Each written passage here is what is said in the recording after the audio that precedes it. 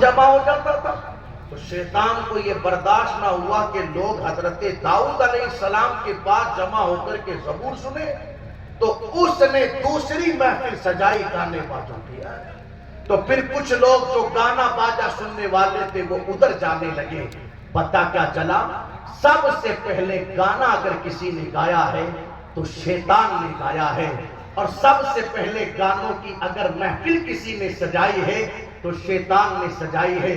مگر بڑی معذرت کے ساتھ اس وقت مسلمانوں ہماری کیفیت یہ ہے، وہ کون سا گھر بچا ہے کہ جس گھر میں گانا باجا نہ ہو؟ وہ کون سی دکان بچی ہے کہ جس دکان میں گانا باجا نہ ہو؟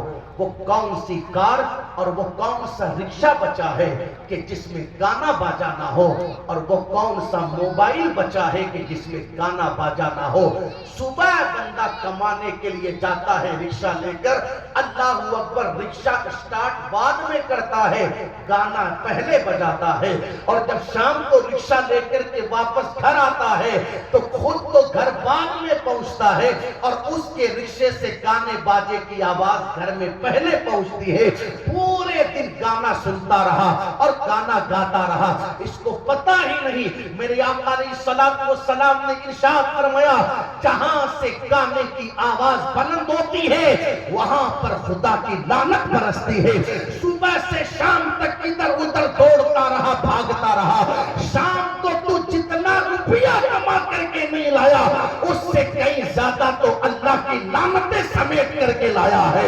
آپ محسوس تو کریں، کلر کرنے والا کلر کر رہا ہے، کانوں میں ایئر فون ڈال کر کے گانے سن رہا ہے، مزدوری کرنے والا مزدوری کر رہا ہے، کانوں میں ایئر فون ڈال کر کے گانے سن رہا ہے، اللہ اکبر، کاریگر کاریگری کر رہا ہے، کانوں میں ایئر فون ڈال کر کے گانے سن رہا ہے۔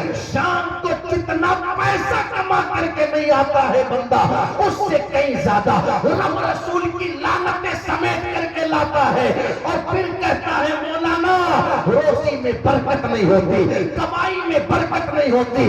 نادان جو کمائی اللہ رسول کی لعنتوں کے ساتھ کمائی جاتی ہے اس میں نہ برکت آج ہوگی نہ کل ہوگی۔ اگر تجھے ایسے کام کرتے ہوئے اچھا نہیں لگتا، گانا مت سن، قرآن کی تلاوت سن، گانا مت گا، مدینے والے کی نعت پڑھ، نعت کے ذریعے اگر تو اپنا دن گزارے گا، شام کو 300 روپیہ بھی حلال کا گھر لے کر کے جائے گا، نعت کی برکت سے میرا اللہ روزی میں برکتیں ہزاروں کی عطا فرمائے گا۔ عرض یہ کر رہا تھا، لوگ صدقہ جاریہ تو نہیں کر رہے ہیں، اس وقت گناہ جاریہ کر رہے ہیں۔ کیا کر رہے ہیں؟ کوئی گانا شیئر کر دیا، اب آپ سنیں، گانا سننا بھی حرام، گانا گانا بھی حرام۔ کسی نے فیس بک یا واٹس ایپ پر گانا شیئر کیا، اب ہوا یہ شیئر کرنے والا تو مر گیا، اب وہ گانا آگے سے آگے چلتا جا رہا ہے، اس کے پاس پہنچا اس نے کسی اور کو بھیج دیا، اس کے پاس پہنچا اس نے کسی اور کو بھیج دیا۔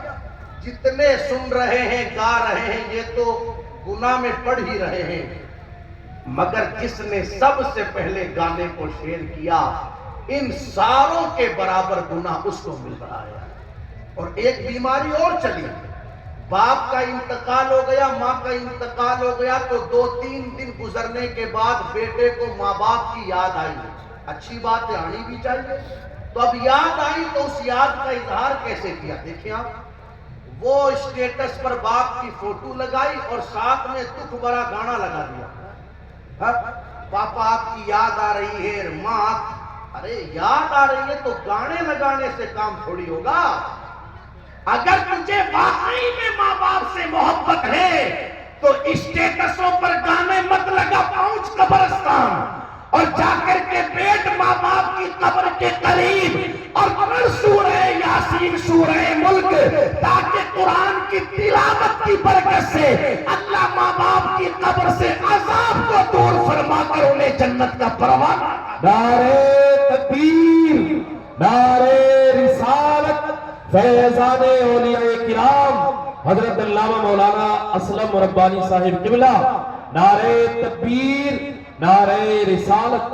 صدقہ جاریہ کرے، सीकरी की सरजमीन पर रहने वालों और गिरदो नवा से आने वालों, हाथ जोड़कर गुजारिश करूंगा, अगर अल्लाह ने नवाजा है, आज जी रहे हो, सांसें चल रही है, जिंदा हो, रहते रहते अपने हाथों से अपने माल को ऐसी जगह खुद खर्च करके चले जाओ कि आपका खर्च किया हुआ पैसा आपको कयामत तक फायदा देता रहे।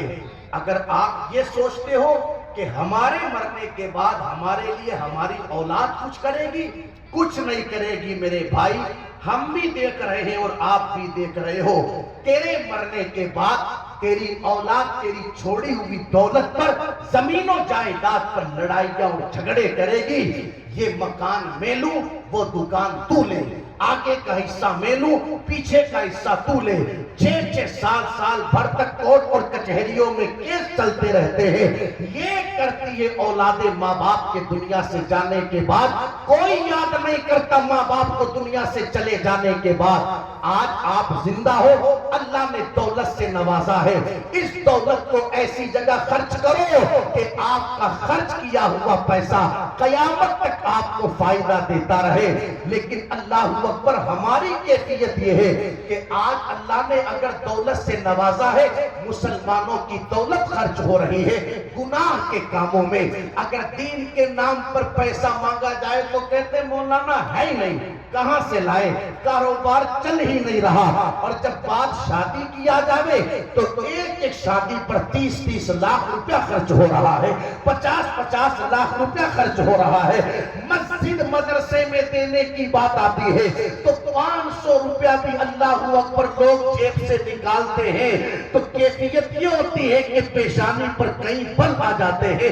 10 मरतबा बंदा सोचता हुआ नजर आता है, लेकिन अल्लाह अकबर जब दिखावे की बारी आवे, नाम नमूद की बारी आवे, शोहरत की बारी आवे, रियाकारी की बारी आवे, तो लाखों लाख रुपया लोग खर्च करते हुए नजर आते हैं।